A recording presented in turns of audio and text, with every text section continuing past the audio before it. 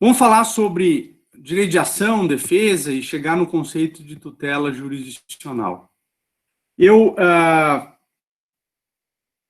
queria colocar para vocês algumas informações iniciais. Nós costumamos identificar, a doutrina tradicional costuma identificar 4 institutos fundamentais no processo: jurisdição, processo, ação e defesa.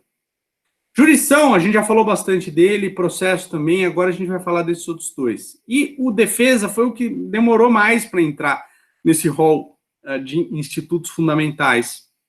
Quando a gente analisa só o direito de ação, a gente vê que é uma discussão que já vem sendo travada há mais de 150 anos na doutrina ocidental, e a inclusão do direito de defesa ocorreu bem depois. E houve uma discussão que perdurou, penso eu, praticamente 80, 90 anos, sobre o que seria o direito de ação, conceito de ação, a natureza jurídica do direito de ação. Isso tem uma relevância fundamental, sobretudo para o processo civil. Isso teve uma relevância fundamental até para a afirmação do processo civil como uma ciência autônoma. O processo penal veio a reboque disso, então muitas discussões que foram iniciadas no processo civil acabaram sendo adaptadas para o processo penal, mas fundamentalmente é uma discussão de processo civil. E eu, portanto, vejo aqui uma discussão clássica do processo civil, embora eu poderia dizer a vocês que essas diversas teorias que foram utilizadas ao longo do tempo para explicar o direito de ação, elas têm um valor relativo. Há determinados autores, hoje, que escrevem manuais e cursos, que nem sequer mais se dão ao trabalho de documentar essas diversas teorias. Por exemplo, o Cássio Scarpinella Bueno, professor da PUC de São Paulo, que tem um belíssimo manual, ele tem um manual de volume único, e um curso de direito processual em 3 volumes, já muito consagrado, e que ele simplesmente não fala disso, e ele me confidenciou isso por dizer, olha, eu acho que essas teorias não têm mais uma utilidade atual. Eu, pessoalmente, ainda consigo visualizar uma utilidade nelas, é por isso que eu acho que a gente deveria falar delas. Basicamente, quais são os fatores que interferem na formulação dessas teorias? Maior ou menor peso dado ao direito material em relação ao processo. Há teorias que estão mais próximas do direito material e outras mais distantes do direito material. A gente vai entender isso daqui a pouco. Há determinadas teorias que colocam mais o peso, a importância, o protagonismo no autor, naquele que exerce o direito de ação, e há teorias que colocam o foco muito mais no juiz. E, portanto, quando a gente vê sob essa perspectiva, eu tenho absoluta convicção disso, de que as teorias, elas não se excluem, elas se completam. Cada uma dessas teorias está olhando o mesmo fenômeno por um ângulo diferente. E não foi eu que disse isso. Um dos 4 grandes processualistas italianos de todos os tempos, Piero Calamandrei, ele tem um texto da década de 40, que ele fala da relatividade do conceito de ação. E ele diz, com muita propriedade, de que não dá para imaginar o direito de ação como um conceito que está na natureza e que o jurista o decifra, que o jurista simplesmente descreve um fenômeno que já está pronto antes. Não, o direito de ação é fruto de uma construção humana, que o direito de ação será aquilo que for determinado do ponto de vista da legislação de cada país, cada ordenamento de cada época definirá o que é o direito de ação. Portanto, as teorias são interessantes para nos levar a analisar o fenômeno sob diversos ângulos, mas, em realidade, não daria para dizer o que é direito de ação sem olhar para o ordenamento de cada país. Portanto, um alemão do século XIX ou um italiano da primeira metade do século XX não saberão dizer o que é exatamente o direito de ação no Brasil do século XXI. O que ele pode é identificar alguns elementos, olhando o fenômeno por um determinado ângulo, que pode ter uma utilidade para a nossa reflexão hoje. Essas teorias sobre direito de ação, elas se dividiriam em dois grandes grupos. O primeiro seriam teorias mais antigas, hoje já consideradas ultrapassadas. Falaríamos das teorias civilistas ou unitaristas ou imanentistas, teorias, portanto, que são anteriores à afirmação do processo como uma ciência autônoma. A ideia, portanto, das teorias civilistas, imanentistas ou unitaristas é de que o direito de ação nada mais é do que uma qualidade do direito material. Eu tenho uma obrigação de pagar. Se eu não pagar, aquele direito, aquela prestação, se desdobraria no direito de ação. O direito de ação é uma fase da própria relação jurídica de direito material violado. Então, não há diferenciação do que é o direito material do titular em relação ao direito de ir a juízo e pedir a tutela desse direito. Quem defendia esse conceito de ação na doutrina estrangeira, o maior expoente é Frédéric von Savigny, né, que, embora aparentemente possa ter nome de francês, era alemão. Ele, um dos maiores romanistas de todos os tempos, era um cultor da teoria imanentista, ou civilista, ou unitarista do direito de ação. Entre nós, professor titular de processo civil da nossa casa, João Monteiro, inclusive uma das salas do segundo andar do prédio histórico é justamente batizada em homenagem a ele. Ele dizia: o direito material, o direito de ação é o direito material em estado de guerra. De certa maneira, essa ideia de ação vinha plasmada no artigo 75 do Código Civil de 1916, o Código Bevilacqua, que dizia: para cada direito corresponde uma ação que o assegure. Críticas a essa teoria, a esse conjunto de teorias, porque ali dentro desse conjunto você identificaria diferentes visões, mas sempre com essa raiz comum. Não há direito sem ação, não há ação sem direito, e a ação segue a mesma natureza do direito. O grande problema disso é que ela ignora uma realidade, que o autor que vem à justiça, ele se afirma, ele se auto-intitula unilateralmente como titular do direito. Eu vou à justiça e falo assim: juiz, o Zezinho tinha que me entregar esse celular, não me entregou, eu tenho direito material a esse celular. Para eu exercer o direito de ação, basta que eu me afirme titular de um direito. É o juiz que vai dizer se eu tenho aquele direito ou não. E essa concepção de direito de ação simplesmente não explicava o que havia ocorrido, né, que fenômeno que havia gerado a instauração de um processo que foi julgado improcedente. Ou que o juiz reconheceu a falta de algum pressuposto processual, enfim, algum obstáculo ao conhecimento do mérito, ele vai lá e extingue o processo. Uma teoria civilista, imanentista, unitarista do direito de ação simplesmente ignora a hipótese do autor não ter razão, ignora a hipótese do autor vir a juízo e, pela falta de algum requisito necessário para desenvolvimento do processo, o juiz extinguiu o processo sem examinar o mérito daquilo que o autor pede. E, mais do que isso, havia uma série de consequências perniciosas da teoria unitarista, ou civilista, ou imanentista, que é essa correlação entre direito de ação e o direito. Para cada direito corresponde uma ação. Isso trazia problemas concretos para a parte efetivamente exercer o direito de ação, por enxergar o fenômeno não sob uma perspectiva de universalidade da jurisdição, de amplitude de acesso à justiça, mas sim analisar isso sob uma perspectiva de que só um direito expressamente previsto daria o direito de acesso ao poder judiciário. Vou dar um exemplo para ilustrar isso.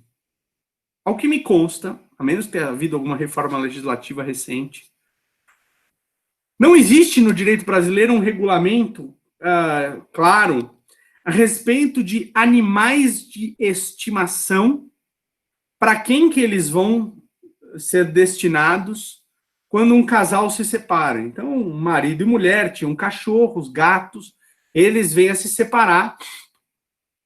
E aí, de acordo com o direito vigente, cachorros ou gatos são bens semoventes. Então, você partilharia o cachorro junto com o castiçal, junto com a geladeira. E os vínculos afetivos que se estabelecem com animais de estimação fazem com que as pessoas queiram tutelar esse direito à guarda compartilhada de cachorro perante a justiça. Se a gente pensar no direito de ação como decorrência necessariamente de um direito, a cada ação corresponde a cada direito corresponde uma ação que o assegure, como estava lá no Código Civil de 1916, você poderia eventualmente ter uma finitude de direitos de ação, e isso seria incompatível com a ideia de universalidade da jurisdição. Eu usava em aula, eu até levava isso, eu até posso procurar aqui, eu teria que sair do vídeo e ir no meu outro quarto aqui, que eu acho que esse livro está lá.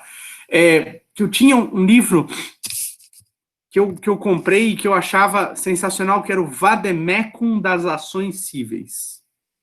Vademecum das Ações Cíveis tinham 332 ações cíveis, inclusive com modelo de petição inicial e tal. E eu fico imaginando o advogado, ele recebe no seu escritório, ele recém-formado, todo empolgado e tal, ele recebe no seu escritório uma pessoa que se separou e que é uma guarda compartilhada de cachorros. Aí ele fala assim, vamos ver no Vademecum das Ações Cíveis qual é a ação cabível para guarda compartilhada de cachorros. Aí ele começa a folhar lá pelo 100, ele fala, putz, não estou achando. No Vademecum das Ações Cíveis, a ação de guarda de cachorro. Ele vai no número 200, não acha, ele chega no 300, ele se desespera, no 332, ele, ai meu Deus, não existe direito de ação que tutele esse direito aqui de cachorros, porque precisa ter uma previsão na lei civil do direito de guarda de cachorros e, consequentemente, um direito de ação a ele correspondente. Essa ideia de tipicidade do direito de ação está absolutamente furada. Simplesmente não existe isso. Qualquer posição jurídica expressamente prevista em lei ou não, pode ser reclamada perante o Poder Judiciário. E mais, para eu reclamar perante o Poder Judiciário, basta que eu me afirme titular daquele direito. Não necessariamente eu serei titular daquele direito. E mais, nós conseguiríamos identificar nessa lógica, né, do direito de ação, sob uma perspectiva constitucional, que o direito de ação é atípico, ele é amplo e o Poder Judiciário vai admitir que qualquer um entre para reclamar o seu direito. As teorias civilistas erram por aí. Elas explicam o fenômeno de uma forma incompleta e mais de uma forma perigosa, porque elas não explicam, elas dão uma ideia de finitude do direito de ação, de tipicidade do direito de ação e não reconhecem uma realidade fundamental. Que uma coisa é o contrato entre Caio e Tício, nossos personagens de sempre. Outra coisa é o Caio ter uma relação com o Estado, quando ele se volta ao Estado para pedir tutela jurisdicional, uma outra relação jurídica. Então, nós conseguiríamos aí jogar fora essas teorias e realmente, na Alemanha, desde segunda metade do século XIX, vou dizer, de 1870 ou 75 para frente, ninguém mais defendia as teorias civilistas ou imanentistas. Aqui no Brasil demorou um pouquinho mais, João Monteiro continuou a reeditar o seu trabalho sobre direito processual civil até a década de 20, ainda repetindo a teoria civilista ou imanentista. Vem, então, um conjunto de teorias dualistas, aí elas vão se dividir em determinadas correntes, mas o marco fundamental é uma polêmica travada na Alemanha, na década de 1860, entre Bernhard Winscheid e Thomas Mutter. Winscheid é um dos maiores pandectistas e tem o seu nome marcado na história por outras razões. Mutter era uma figura mais obscura, os próprios alemães não conhecem muito, mas eram dois romanistas que se dedicaram a estudar o conceito de axio perante, na realidade do direito romano.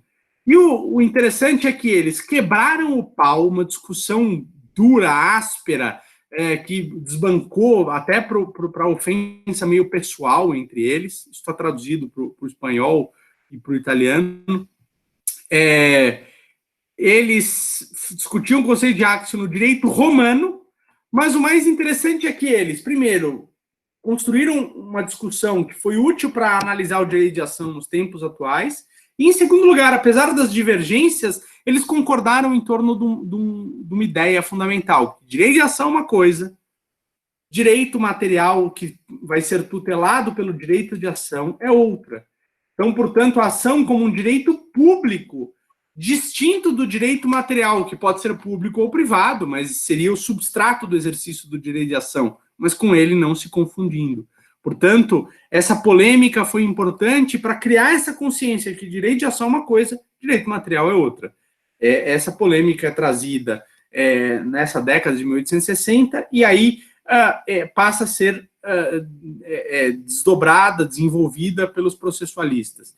Um dos processualistas alemães que pega essa ideia para desenvolver,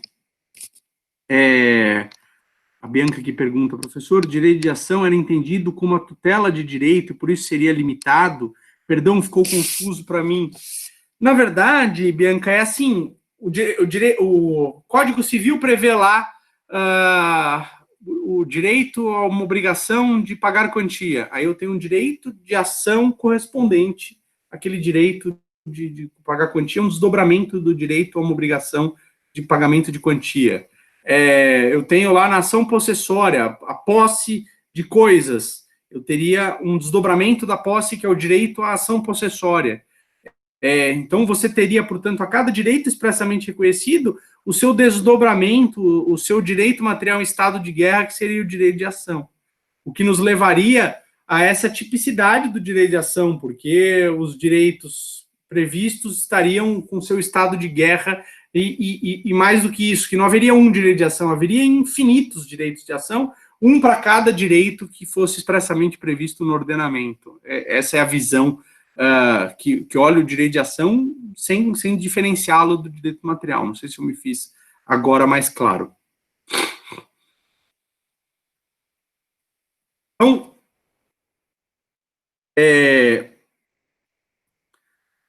quais são as correntes que estariam dentro desse cabedal aí das teorias dualistas? Basicamente, elas se definem em 3 grandes grupos: teorias concretas, abstratas e ecléticas.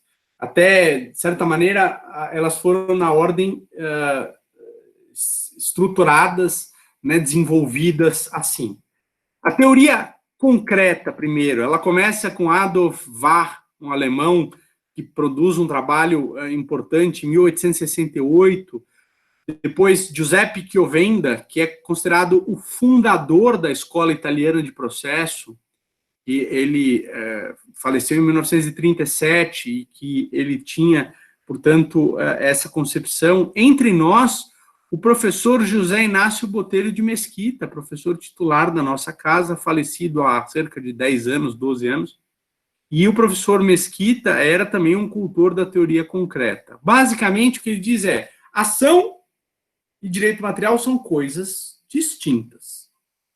Uma coisa é a relação direito material, o contrato, a relação estabelecida com base no direito real, isso tudo está lá no plano do direito material. E aí existe o direito de ação. Só que o direito de ação não é um direito só de entrar no Poder Judiciário. O direito de ação, ele realmente se manifesta quando o juiz dá uma sentença favorável. O direito de ação é um direito à proteção jurídica que vai ser conferida na sentença.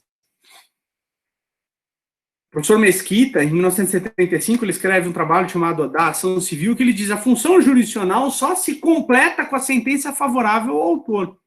O resto, as atividades que culminariam em decisões desfavoráveis ao autor, ou uma decisão de improcedência, o autor não tem razão, ou uma decisão terminativa, aquela que extingue o processo em resolução de mérito, isso não é direito de ação. Ele dizia: direito de ação é o direito que se completa quando a sentença é favorável.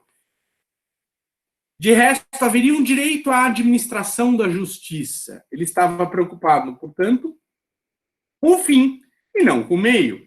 Ele estava preocupado com a tutela a ser prestada no processo e não com as atividades que têm que ser desempenhadas até que se preste essa tutela.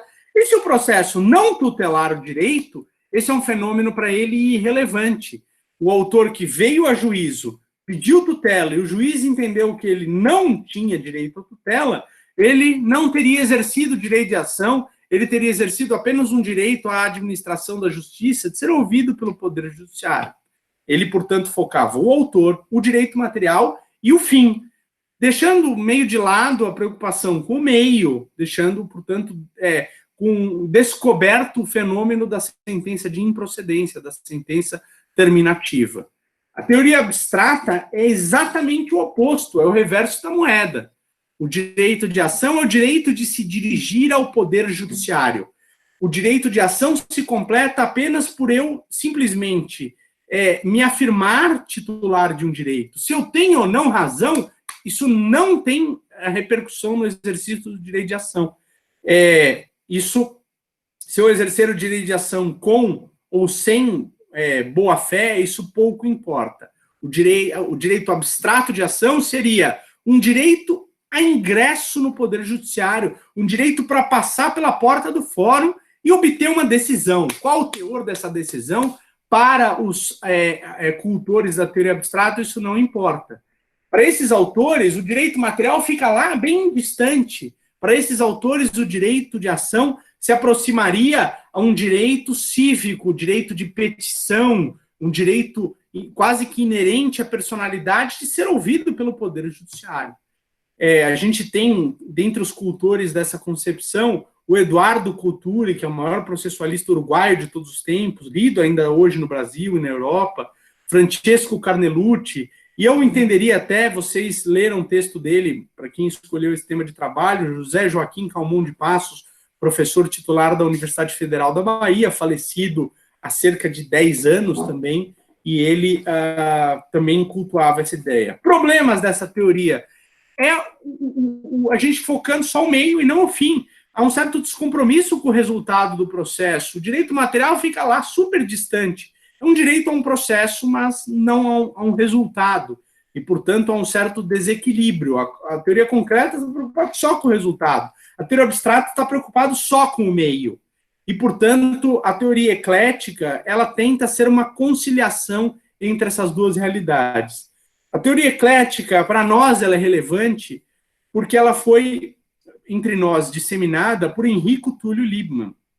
Enrico Tullio Liebman é processualista italiano, fugiu da Itália no final da década de 1930, fugindo das leis raciais. Ele era de família ucraniana, eu já não me recordo com certeza se ele efetivamente professava a fé judaica, ou se ele só tinha laços familiares, né, com raízes judaicas, mas efetivamente ele fugiu das leis raciais da Itália.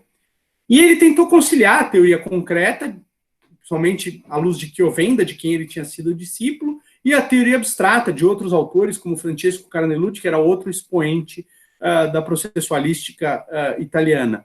E ele diz, olha, não dá para a gente dizer que o direito de ação é só o direito à sentença favorável, e nem que o direito de ação é apenas o direito a um processo qualquer, seja qual for o seu resultado. Ele vem no meio termo, olha, se os concretistas dizem que direito de ação é o direito à proteção do direito a uma sentença favorável, os abstratistas dizem que o direito de ação é um direito ao processo, eu vou no meio termo. O direito de ação é o direito a uma decisão de mérito, favorável ou desfavorável. Portanto, se a decisão de mérito houve direito de ação, porque o Estado disse quem tem razão ou quem não tem, o Estado efetivamente deu uma resposta àqueles litigantes sobre o direito material por eles controvertido. O direito de ação, portanto, estaria não com foco exclusivamente no fim da proteção do direito material, nem um foco só no meio, o direito de entrar no Poder Judiciário, mas seria um direito para obter uma sentença de mérito. E ele dizia, para que se obtenha essa sentença de mérito, é necessário que o autor preencha determinados requisitos. E dentre esses requisitos estariam as chamadas condições da ação. Basicamente, de acordo com a sua concepção original, 3. Legitimidade de parte, interesse de agir e possibilidade jurídica do pedido, a legitimidade ativa e passiva. Para obter uma sentença de mérito, é preciso que quem peça a sentença de mérito seja a parte da relação jurídica de direito material e contra quem se pede a sentença de mérito, que também seja parte da relação jurídica de direito material. A ideia, portanto, de legitimidade ativa e passiva. O interesse de agir seria a ideia de que, para que eu vá ao Poder Judiciário, eu tenho que demonstrar que aquela tutela que eu reclamo é necessária, que eu não conseguiria obter aquilo por meus próprios meios, que somente recorrendo à via judicial é que eu conseguiria a tutela daquele meu direito. E ele incluía a possibilidade jurídica do pedido como uma condição da ação, como a inexistência de uma vedação expressa e prévia da lei a respeito de uma determinada, de um determinado pedido de tutela. Então, ele dava como exemplo, por exemplo, a cobrança de dívida de jogo. Tanto no ordenamento italiano quanto no brasileiro, ele ficou aqui entre nós quase uma década e produziu muito aqui, né, no Brasil, em português, dava aula para os nossos alunos da faculdade. Ele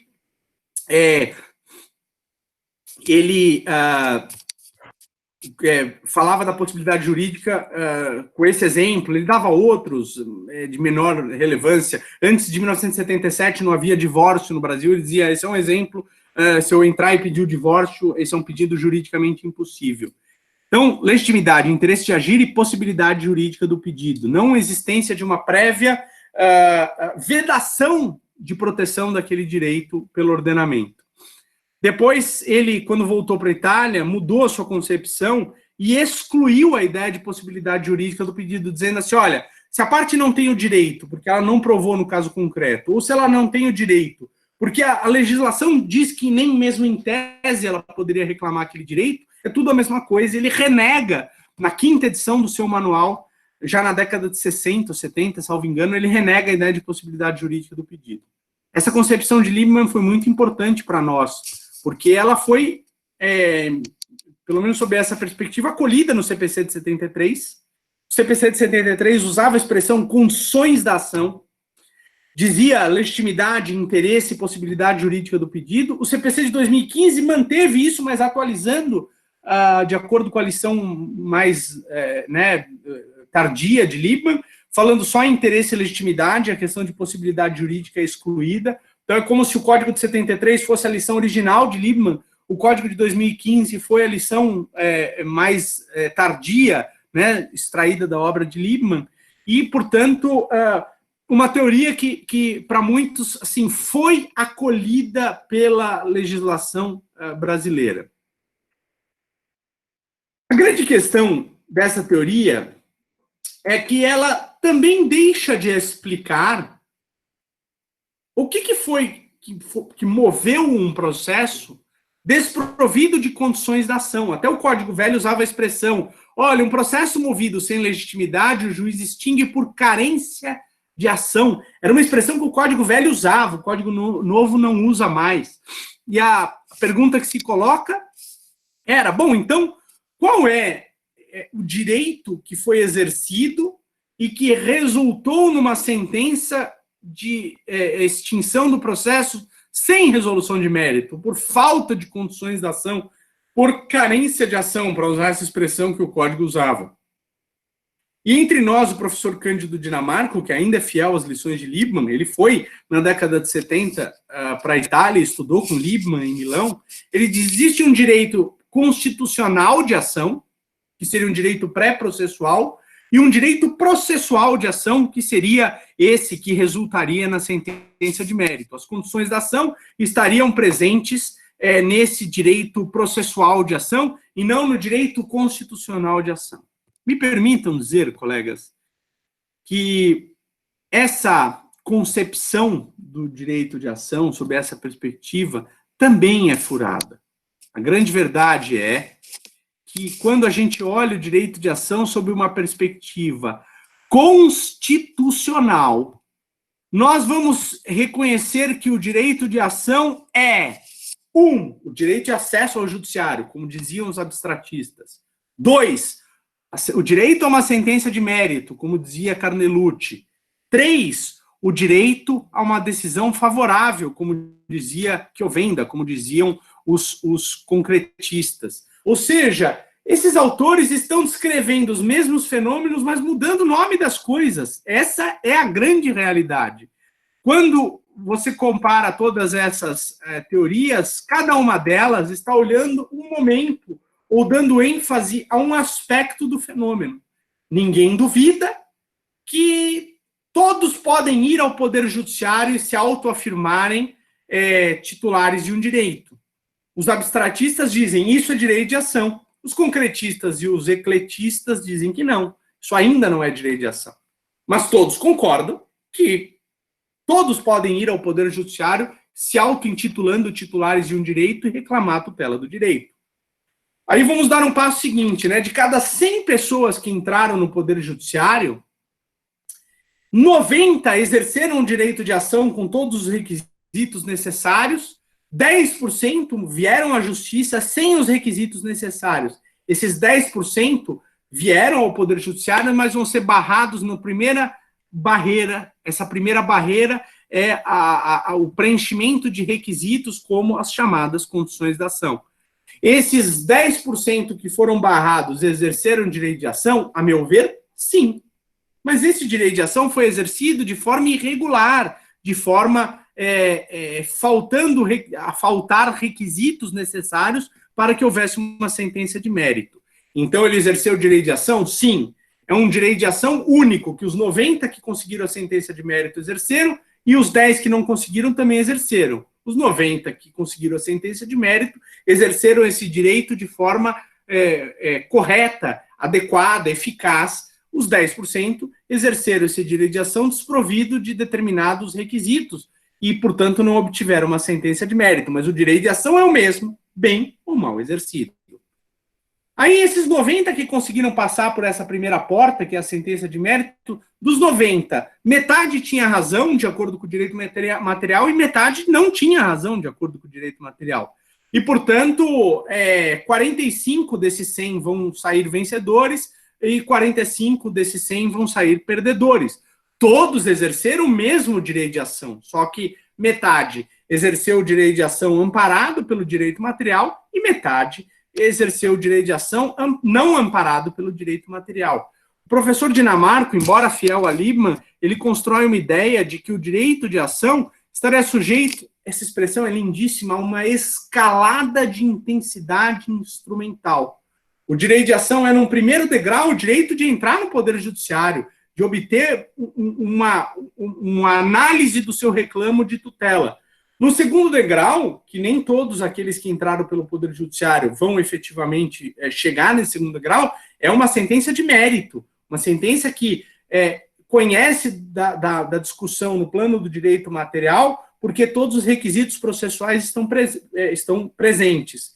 E haveria o terceiro degrau, que é aquele sujeito que veio ao Poder Judiciário, que exerceu o direito de ação com todos os requisitos necessários e que, ao final, conseguiu demonstrar que o direito material estava a seu favor. Então, num primeiro degrau seria a teoria abstrata, só entrar no judiciário. Num segundo degrau seria a teoria eclética, obter uma sentença de mérito. E no terceiro degrau seria a teoria concreta, seria o direito à efetiva proteção. Por que eu acho que o direito de ação é o mesmo exercido desde o início? Porque, para mim, sempre incomodou a ideia de que, olha, veio o cidadão à justiça. Pensem na teoria eclética e concreta. Quando ele veio à justiça, eu não sei ainda se ele exerceu o direito de ação. Eu só vou saber lá na frente. Se o juiz julgou o mérito, para os ecletistas houve direito de ação. Se ele não julgou o mérito, houve algo outro que direito de ação, em sentido estrito, não é. Para os concretistas, só vai ter direito de ação se a sentença for favorável. Se a sentença não for favorável, ao final, houve outra coisa que direito de ação não é. Como é que eu posso definir um fenômeno só a partir da sua consequência lá na ponta? O direito de ação é único. O direito de ação é esse direito de acesso ao judiciário, que se desdobrará num direito a uma sentença de mérito, se a parte preencher os requisitos necessários, que se desdobrará numa sentença favorável, se a parte tiver a seu favor o direito material. Percebam, portanto, aí que a gente conseguiria identificar nas teorias, na verdade, que elas se completam, elas se combinam, elas, portanto, descrevem partes do todo. E, de acordo com a Constituição, nós temos, né, no artigo 5º, inciso 35, a lei não excluirá do Poder Judiciário lesão, ameaça, direito. Na primeira acepção, é um direito ao processo, o direito de passar pela porta do fórum, uma certa identificação com a teoria abstrata, e o direito de ação se esgotaria na petição inicial. Pronto! A petição inicial trazida ao Poder Judiciário fez com que o direito de ação se consumisse, se realizasse. A segunda acepção que a gente tiraria, não basta o meio, não basta você deixar entrar no fórum, você tem que efetivamente dar uma resposta, é um direito ao meio e a um fim. E aí você teria, portanto, essa escalada de intensidade instrumental. E até a doutrina mais moderna vê na Constituição não só um direito ao meio, a um fim, mas um direito a um meio adequado, pautado pelas garantias constitucionais aplicáveis ao processo. O fim, um fim adequado, uma sentença justa, correta, adequada, proferida num tempo razoável. Portanto, até a doutrina atual, olhando sob a perspectiva constitucional, fala, olha, não vamos só falar do meio ou do fim, mas temos que falar da qualidade do meio e da qualidade do fim. Por isso que alguns autores veem as teorias clássicas como algo pouco relevante, porque elas não descreveriam o fenômeno na sua completude, no meio e no fim, e mais do que isso, nas qualidades do meio e nas qualidades do fim. O Pedro aqui pergunta, como essas teorias da ação explicam a produção antecipada de prova? Boa pergunta, Pedro. Você não conseguiria explicar, porque só a teoria abstrata explicaria. Um direito de acesso ao judiciário. Para quê? Para colher prova antecipadamente, ponto, só para isso. Não é para solucionar conflito. A teoria abstrata se sairia melhor para explicar isso. Numa visão constitucional do direito de ação, olha, a lei pode consentir que você venha ao Poder Judiciário para dirimir o conflito, ou que você venha ao Poder Judiciário só para pedir a produção antecipada de prova. E isso é um resultado que, se a lei garante que você possa vir a juízo só para isso estaria abrangido num direito abstrato de ação. Eu sempre dou um exemplo, colegas, que até eu falei disso numa aula outro dia, e até eu resgatei esse arquivo, se vocês quiserem eu passo para vocês. Eu sei que eu estou com o tempo quase estourado, mas essa história vale a pena.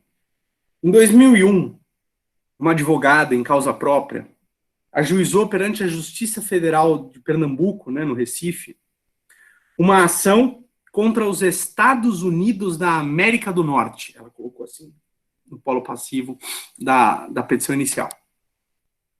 E ela fala ali na petição inicial que os Estados Unidos, a vida inteira, espionaram a vida dela, que a CIA jogava armas químicas contra ela, que inclusive fizeram com que ela desenvolvesse uma doença chamada hirsutismo. Fui olhar o que era a doença de hirsutismo, que é uma doença que faz crescer pelos pelo corpo, coisa horrorosa, uma doença meio rara, e que tudo isso era porque a CIA estava boicotando o doutorado dessa advogada, boicotou o concurso dela para diplomata no Instituto Rio Branco, e ela, portanto, à luz desse relato, ela pedia para ser declarada inimiga dos Estados Unidos, para ela ser declarada amiga dos povos europeus, para ela ser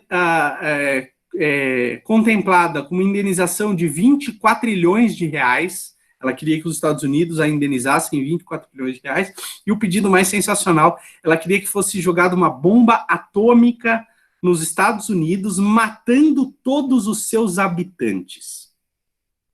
Eu nunca tinha visto a palavra 4 trilhões escrita, nem sabia se... Até hoje eu não sei se essa palavra está certa, essa é a grande verdade. Eu recebi essa sentença por e-mail, eu entrei no site da Justiça Federal de Pernambuco, essa sentença estava lá.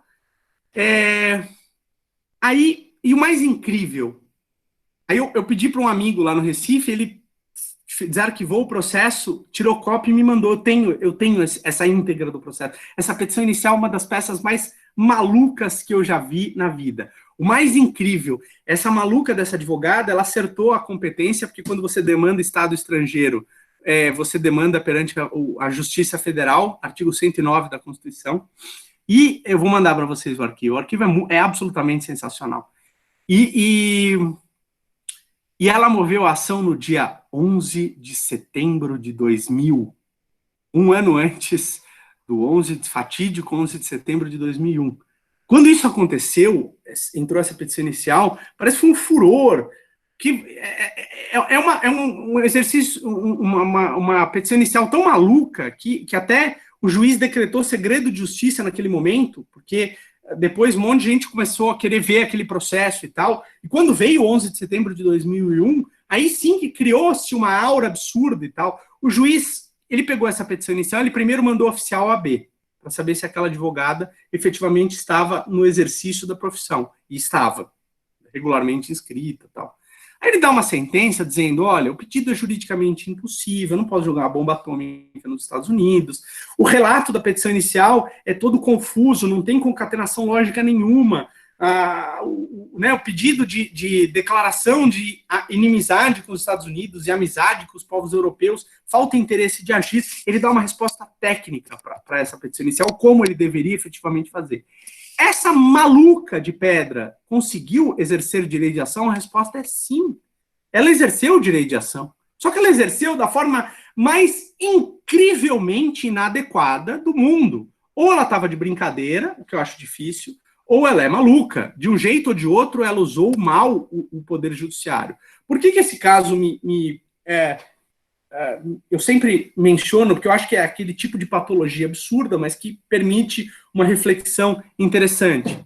Primeiro, se ela exerceu o direito de ação, eu digo que sim, mas de forma inadequada, ela parou no primeiro degrau. Ela só teve o poder de ser ouvida pelo Poder Judiciário, e o Poder Judiciário falou, isso aqui não tem como prosseguir. Segundo, eu analiso isso uma perspectiva de vícios da petição inicial. Se eu fosse juiz, talvez por certa crueldade da minha parte, acho que não tem outra palavra para dizer isso, eu ia deixar o barco seguir. Eu falasse, olha, eu vou indeferir em parte a petição inicial. Jogar bomba atômica nos Estados Unidos não dá, tal, não tem como eu, juiz, fazer isso. Mesmo que você tenha razão, mesmo que a CIA esteja efetivamente espionando você, jogando armas químicas, eu não tenho como jogar bomba atômica lá. Então não dá para eu julgar isso, não dá para julgar os pedidos declaratórios, mas o pedido de indenização, vamos imaginar que, em tese, realmente a CIA possa fazer isso, tenha causado exotismo. Eu deixaria o barco rolar. Eu acho que não é uma petição inicial inteiramente, ela seria inclusive sanável. Olha, me explique melhor como é que a CIA está espionando você. O juiz foi menos infantil do que eu seria e portanto, extinguiu o processo sem resolução de mérito. Mas a brincadeira por trás disso é, essa maluca exerceu o direito de ação? Sim, tal como alguém que veio a juízo e obteve uma sentença terminativa, tal como alguém que veio a juízo e obteve uma sentença de improcedência, tal como alguém que veio a juízo e obteve uma sentença de procedência. O direito de ação, com base constitucional, é único e ele tem essa escalada de intensidade instrumental. É primeiro um direito ao processo, como diriam os abstratistas. É depois um direito a uma sentença de mérito, como diriam os ecletistas. E, por último, é um direito a uma sentença favorável, como diriam os concretistas. Estamos, portanto, falando do mesmo fenômeno, mas em diferentes momentos, em diferentes etapas. Alguém aqui mandou no Conjuro? Essa matéria saiu no Conjuro? Advogada entra na justiça para bombardear os Estados Unidos. Olha que sensacional. 2 de outubro de 2001. Olha, legal, Raul. Obrigado aí que você mandou. E ela morava, olha que legal, eu tenho a petição inicial, ela coloca o endereço dela. Ela morava na praia de Boa Viagem. É um lugar apropriado para uma pessoa desequilibrada desse nível. Teve ação de uso capião do armário da faculdade, né? Não sei que fim deu, extinguiram a ação, né?